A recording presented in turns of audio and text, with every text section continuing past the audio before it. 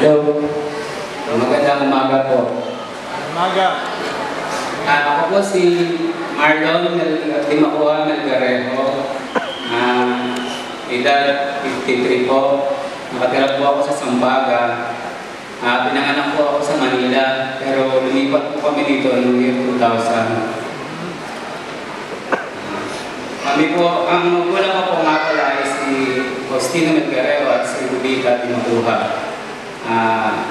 Kami po ay 8 and a half na magkakapatid. Kasi po merong outside Davao. Ibig sabihin po, produkto po kami ng broken family. Sabi nga po, uso naman ngayon, di ba? Kaya po, ang nangyari, tulad po ng mga anak na produkto ng mga broken family,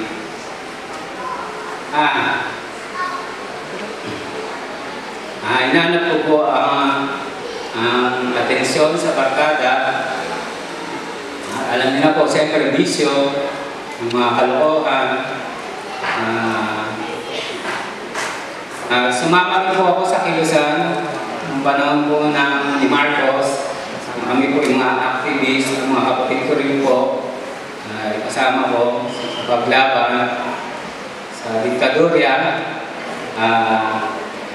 Ngunit, doon po sa aking kalagayan ngayon, pwede po akong mapahamak at pwede rin akong mamatay. Ngunit hindi ko pa rin po doon nakita ang tunay na katotohanan at atensyon ng aking hinahanap. Namulat po ako noong February 11, itong taon na to. Ang baptism po ay hindi paraan para tayo maligtas, kundi po ang relasyon sa Diyos at pananampalataya. Gusto ko pong pasalamatan sila Pinsan Saling, Abby, Billy, Bilen, Brother Joel, July, sila David at mga sisters. Mababaw po talaga luha ako eh. Kaya ganun po. Sa lahat din po ng members ng church, kasama na po natin si Pastor.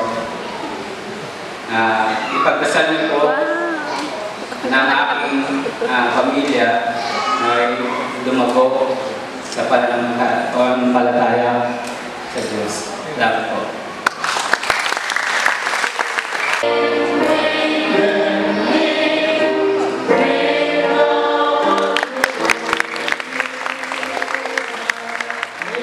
Praise the Lord. God bless you, brother.